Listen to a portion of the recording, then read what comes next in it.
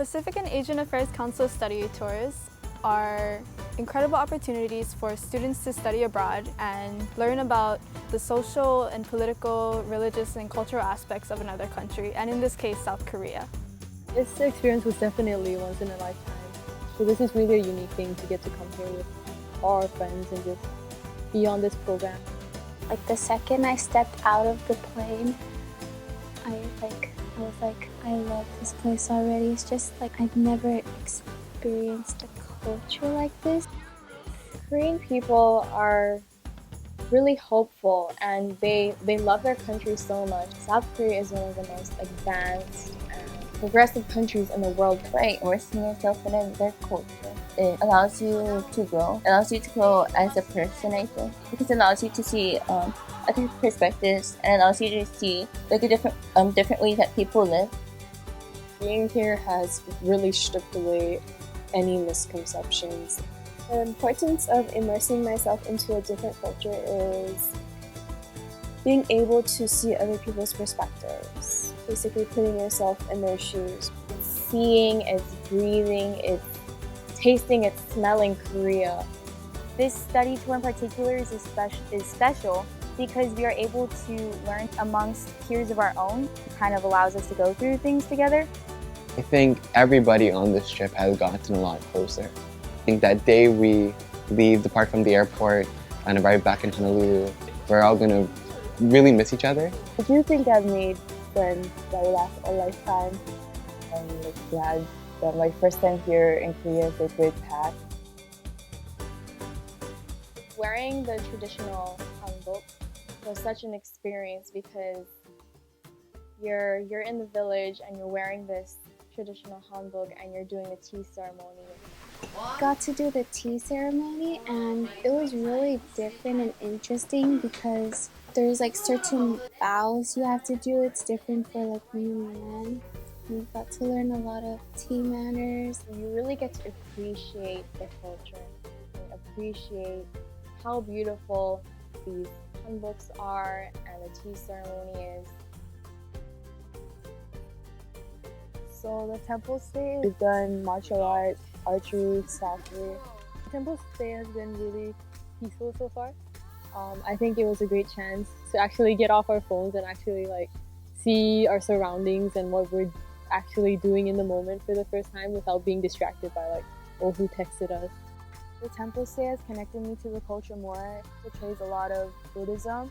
So I've been able to learn a lot more about the culture. I thought like that the monks would be more into like rituals, like they don't do anything else besides doing like rituals and all that like ceremony. But doing the temple stay really showed me that there's more into their lives than just the rituals that they do.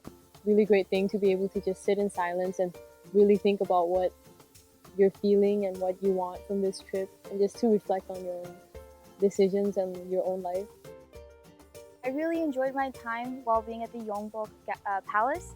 I think it was really interesting to see how every part of the palace had a specific meaning to it.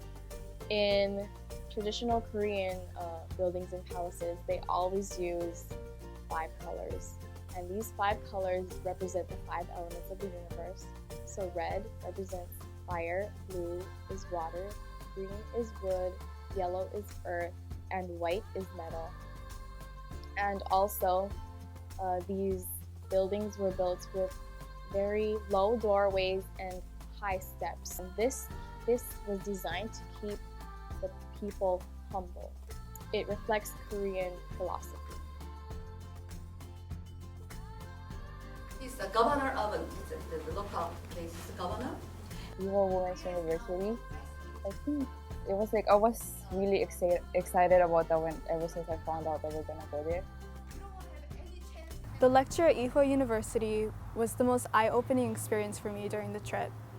I got to learn about the historical and current oppression of women, about feminism and human trafficking, and those are all issues that I never really knew about until that lecture.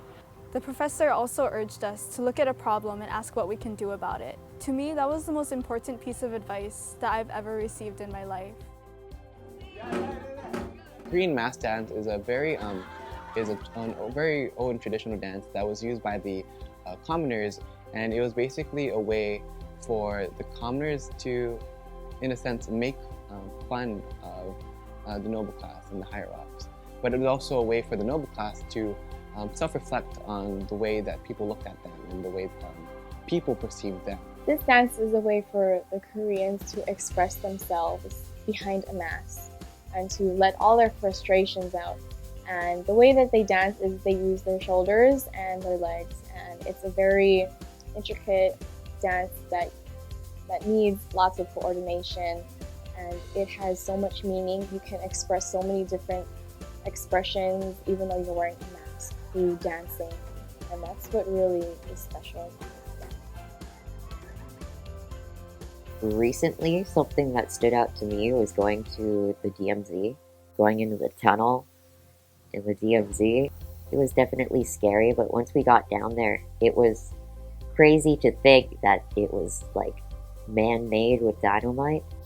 I thought the tunnel was really interesting, especially finding out that North Korean soldiers had actually built those tunnels to try and use to attack South Korea during the Korean War, and the fact that South Korea was actually able to find these tunnels is pretty amazing. So we're basically walking through history. This homestay experience, I think, with the kids from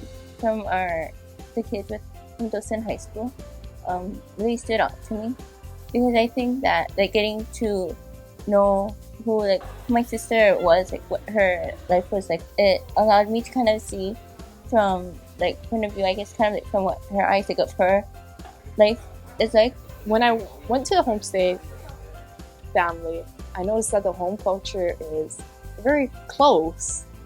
Everybody eats at the table, everybody waits for each other, everybody goes to bed at the same time. They like to go out and everything, and it's very family bonded. We went to the Aloysius Orphanage elementary school, where we spent time with the kids and got to share cultural gifts with them, make leis, and make Korean fans. We also performed a hula dance for the children.